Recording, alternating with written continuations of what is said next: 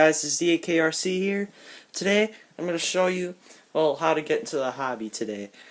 And I started like 3 years ago, and I got a pretty good RC, and I'll teach you guys all how to, get your own RC. So, in front of me here is my first RC, my Rustler. And my friend who has a YouTube channel, he's Nifty Kevin, and he has a Rustler too. So, yeah, and he has pretty cool RCs, just like mine. But the difference between his and mine is what I'll discuss today, and also about how to pick those things out, and the batteries, and the wheels and tires, and the upgrade parts so this thing doesn't break, and what else. So yeah, and there's different kinds of RCs you can get out there. There's stuff like the stadium truck, like the Rustler, which I'll show the box of it, which later because the camera's sitting on it. And then there's something that's behind me that's called a short course truck, which is the SC10, which I still have the box of, which is a year old now. And yeah, I'm going to get up here and explain to you what the Rustler is and everything, and how good of a beginner RC it is, and what other RCs you could get. And yeah, guys, so yeah. With this RC hobby, you obviously do break a lot of parts, especially if you're going brushless, which is like my Rustler. And I'll explain the difference between the upgrade parts and the brushless systems. So basically, brushless systems are totally different than brushed systems, and make sure you know the difference when you're buying one of these, because otherwise they'll screw up really bad. You might do maybe worse to your RC depending on the battery you get and what you do with it. But that happened already. Yeah, so basically, brushless motors. If you guys are just look like, oh, hey, that's a brushless motor, they look like this. They have 3 wires on it, A, B, and C. They come out of the top side or the back side sometimes, very little of the time, or it solders to the back of the motor, but most of the times they'd be on the top. They have 3 wires. They could take the 2 to 3S Lipo, and if you're wondering what Lipo is and what the S means, I'll get into that later with the batteries, because it's a battery. And yeah, brushless motors are way more expensive than brushed motors. And brushed motors are way harder to maintain than brushless motors, which means that'll cost about the same amount of money if you burn out all those brushed motors to get a brushless motor. So, if you're getting an RC, I'd highly recommend a brushless system. But if you're a beginner, a brush system. But if you don't want to spend a lot of money, I'd get the brushless Rustler VXL, or any of Traxxas's brushless vehicles that are 10th scale, like the Rustler and the Slash 4x4 and all that, because it has a training mode on the ESC. And yeah, guys, this is not the stock ESC. This is a Team Associated ESC. And just in case if you're wondering what the word ESC even means, it's electronic speed control. It controls the speed.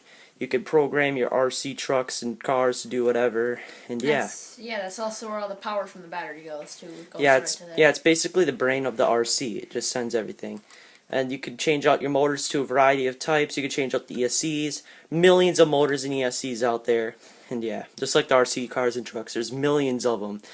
And if you guys are just getting RC, you probably never knew that. There's millions of these RCs out there. It's super popular and you don't even know about it.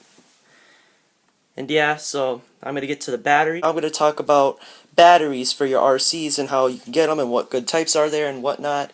And yeah, so first of all, what most RCs come with are these junky little nickel metal hydride batteries. If you got a brushless RC using them, they'll probably burn them up because it's all the power getting sucked out of them into the motor because it's so powerful. So that being said, you might want to upgrade from a nickel metal hydride. And if you have a brushed system, I'd keep this, because it could get a little hectic with the Lipo.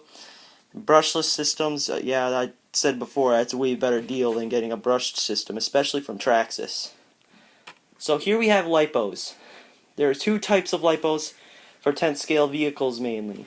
There's the 3S Lipo, which is 3 Lipo cells, which the cells are like the batteries of them, like the individual batteries that are connected together in series to run out to the RC. So there's 2 types. There's a 3-cell battery, like I said, then the 2-cell battery, which means there's 2 1-cell batteries inside one of these connected in series to run out.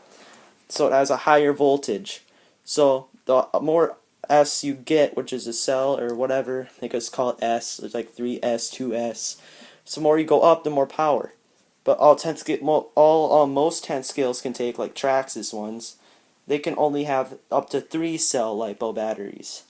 And only 3-cell Lipo batteries can be ran on brushless systems. And also, if you're getting a 2S battery and you have a brushed vehicle, if it's from Traxxas, like nowadays, that have the Lipo cutoffs on them, or any RC with the Lipo cutoff, which means you can program it to run Lipo, yeah, you can run it. If you don't program your RC to run Lipo, most chances are your RC battery will burst into flames, like 5-foot flames, and cause a lot of damage to yourself or your property. And also, you probably could smoke an ESC because your Lipo battery's going bad. These things aren't that cheap on some websites, or if you're getting different batteries like Venom Lipo, which I have in my SC10 right now. I'll show you later. There's different prices, so I got these batteries off of Hobby King, meant for the Rustler. All you gotta do is read the reviews. They have to look like this, like zippy lipos. So yeah, they're zippy lipos. They're 5,000 mAh 20C for this one. This is the 3S, and this is the 2S, so it's 5,000 mAh 30C. The C's mean how much power you get, and the mAhs sort of means that too, but it also means the runtime you get. Like if you have, like, we have another battery here, but it's not with us right now. It's the 3,200 mAh. Barely get any runtime off of that. These things have a lot of runtime and really good. So the more milliamps you go, the more runtime you get, but don't go above the amperage because otherwise you could burn out your ESC again. And yeah. And I'll show you the different types of RC upgrades you can get and RC cars you can get later. So over the different upgrades you can get with these RCs. And mainly, it depends on the brands. And I also will talk about the quality of the brands, like while I'm talking about this, because you need to know that in order to know if you're breaking something or not. So okay, most of the time, this brand, which is Team Associated, is meant for racing, not bashing. Bashing means, like, you know, just driving it up jumps and driving it around normally or whatever. Like if you're just trying to thrash your RC and it won't break, you just do it. That's what it's kind of called, but there's other definitions out there. And Team Associated is a good RC brand for racing, like competitive racing. Like you're going to a RC track somewhere and you're gonna go win like money with it, or you're just racing like with clubs and you're just gonna, you know, race around with your friends or whatever. So basically, good upgrades for RCs, like any RC, would be, I know that there's a brand called RPM that sells parts for the bigger brands like Traxxas and HPI and Team Associated. Buy front and rear A-arms from them. No matter what brand. If you break one, don't go back to the stock ones. Just get upgrade parts no matter what you break. So yeah, if your A-arm breaks, which is your suspension arm right here, get RPM. These are the axle carriers and the steering blocks. So basically, these things are like the weakest point of any Traxxas vehicle, like two-wheel drive 10-scale vehicle, and other two-wheel drive 10-scale vehicles. So if you hit something with your tire, most of the time you'll probably break one of these because they're really brittle, like the C-hub right here that I'm touching. And then this shiny thing in here is what connects to it to make it steer, which I'll show you a better picture of it.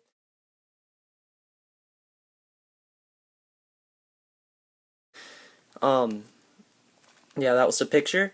So, yeah, that's what breaks. And the better thing to do is to get it, if you want to go cheap, and you might break it again, you really slim, get RPM. If you never want to break it again, but maybe bend it a little, and you could just bend it back, get aluminum.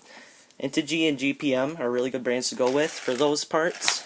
And then, yeah, brake shock tower or bumpers or anything, go with RPM, especially if you're getting a Rustler for the first time. Get the RPM bumper right when you get it. It's going to save a lot of parts. That's what I did. Also, if you're going to race, just get different tires that are meant for the surface you're racing on. These are meant for clay tracks or off-road dirt tracks, like really dusty ones, and they're really good. And you also got to look at the tread, like, is it for streets? Which street treads are like, I'll show you on my Rustler right now. They are like, what do you call it, like, flatter than the off-road treads, and they don't have those knobs, and they're actually built tougher so that they can take the street really well, and it can like get a lot of grip. So you gotta look for good tires like that. If you're getting a Rustler, I'd recommend these Proline Street Fighter tires. They're meant for the Traxxas Stampede, which is the monster truck version of this, but yeah, they do pretty well. And yeah, guys, that was basically upgrades you can get with the RCs. Guys, so here I am with my brother interviewing his Pagani Pro. So yeah, list some of the things that the cars are good with. Well, the cars are good with because they have, they're really good because they're really low. They can go really fast. The bodies are car bodies, so they're a lot more aerodynamic. And yeah, they can get 4-wheel drive and 2-wheel drive, which just like with trucks, you can shaft driven and belt driven. Yeah, the shaft driven and belt driven, and you can also like get your shocks like changed out to just like the normal big ones, obviously. Yeah. And brushed and brushless, lipo and non-lipo, or no battery at all. That comes with it. Also, for good upgrades, right when you get the car, is new tires, because they always balled out sometimes, and if you have drift tires, you don't need any new tires because they're solid plastic. And also, these things are only on-road cars, whereas off-road RCs can run both on-road and off-road in wet conditions and everything. This can only run on-road on dry conditions because it's so high. If you ever try driving an on-road car off-road, it's probably not going to work very well, and you might break something. And as a matter of fact, speaking of braking parts, most of the time run on-road cars on a 2S unless if it's an XO one, which can run on 6S. It goes 100 miles an hour. It's made by Traxxas, just in case you're wondering. And yeah, so on-road cars tend to brake more because they're not meant to hit things, because they're just meant to go like around in a straight line or drifting or speed runs. So yeah, these things can brake most of the time. But if you're getting a better brand like HPI instead of this brand, which is the Red Cat Racing brand, well, Red Cat's pretty good with their things, but if you want something that's a little bit more durable, HPI Racing. Otherwise, Red Cat's a pretty good brand to go with, like a starter RC, and you'll probably like it a lot. So yeah, that's the on-road car portion. Guys, so I'm going to tell you a little bit more about RCs, what kinds that you can get. There's 3 main kinds of RCs, and this might sound cool to some people that never knew it. But there's gas RCs you could get, nitro RCs, and there's electric. Electric tends to be the cheaper RC.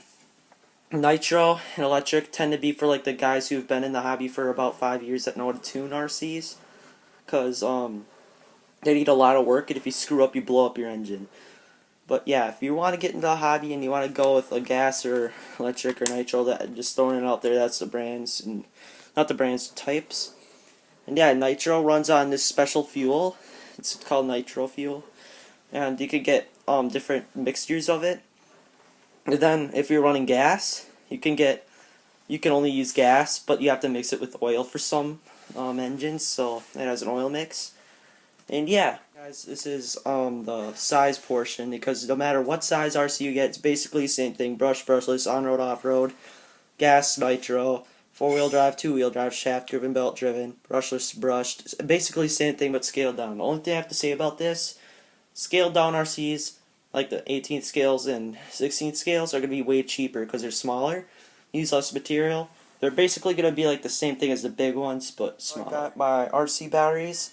hobbystore is where I got them, and that's their logo, just in case if you want to know what the website looks like. I don't want to show it because it'll take a while. I have a lot of video to film. And yeah, the batteries, just so you guys know, good batteries.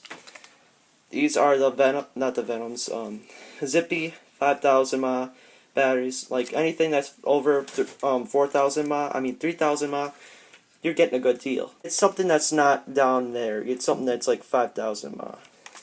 Also, guys, whenever you get a brushed RC, the braking process is different. And braking in an RC, it usually means like to run your motor for like a couple of batteries so that it gets used to it, but run it less than half throttle, and then work your way up to full throttle with the 3rd battery. And then with a brushless motor, it's basically the same thing.